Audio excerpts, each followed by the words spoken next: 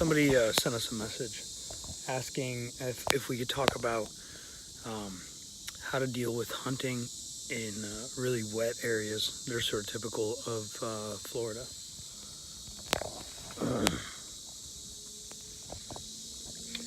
And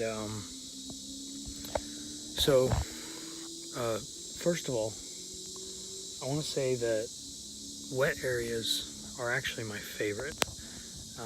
I don't see it as a downside. I actually prefer to hunt in really swampy areas because I think that they have several advantages. Yeah, you have to walk out through the water to get to your stand. And with that, you could potentially run into snakes and gators. But I walk when it's dark. I walk in and out when it's dark, and I try and stay in my stand all day. So I'm usually walking in the dark, and I have a flashlight on, and the eyes of gators and snakes will glow. So it's usually pretty easy to spot them. Actually easier at night than it is during the day. So I don't really mind that. I actually prefer it.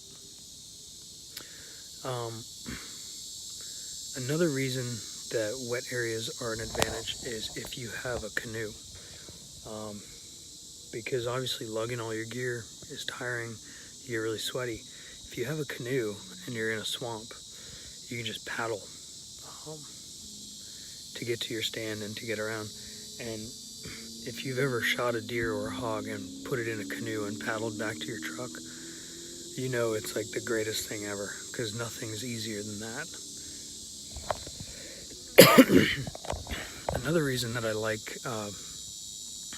wet areas is because in Florida it's hot as balls, and the wet areas are actually a useful resource. You'll notice that my hair is wet, and the reason is because what I'll do is I like to pick a tree that's right next to some water. So when I get really hot, I'll attach my hat to my pull-up line, and I'll toss it down into the water. I'll pull it up and use it like a little sponge and pour water all over myself and on my head and wear the hat while it's wet.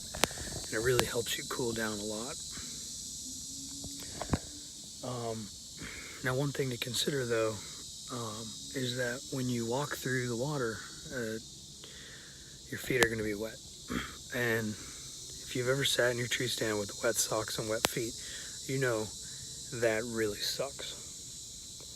So what I've found is actually really, really nice is when you get into your tree stand, take off your shoes and just tuck them down behind you. There should be a shoe back there. You might notice there's only one shoe, and that's because you need to be careful when you put your shoes back there, because I accidentally dropped one, but that's okay. I've done that before. It's not a big deal. So it's sitting down at the bottom of the tree. But yeah, so I'll take off my shoes and socks, and I'll hang up my socks on my stand and let them dry. Sometimes standing on a stand with bare feet can be kind of uncomfortable, so I usually just clip my flip-flops. See, I just clip them right off to my bag, and I bring them in, and I'll keep my shoes on during the dark part of the morning when the mosquitoes are still out. And as soon as those mosquitoes leave, I take off my shoes, my socks, and I put on my flip-flops, and I'll sit in my tree in my flip-flops. And that's probably one of the greatest discoveries I ever made. So give that a try. So the other part of your question was how to deal with reptiles. And as I already mentioned, you know, you're going to run into gators, water moccasins, but you'll usually see their eyes if you're walking at night. A lot of people think that when you see a reptile that you have to kill it because it could hurt you. And they, you know, especially water moccasin could definitely hurt you. Despite popular belief, it probably won't kill you.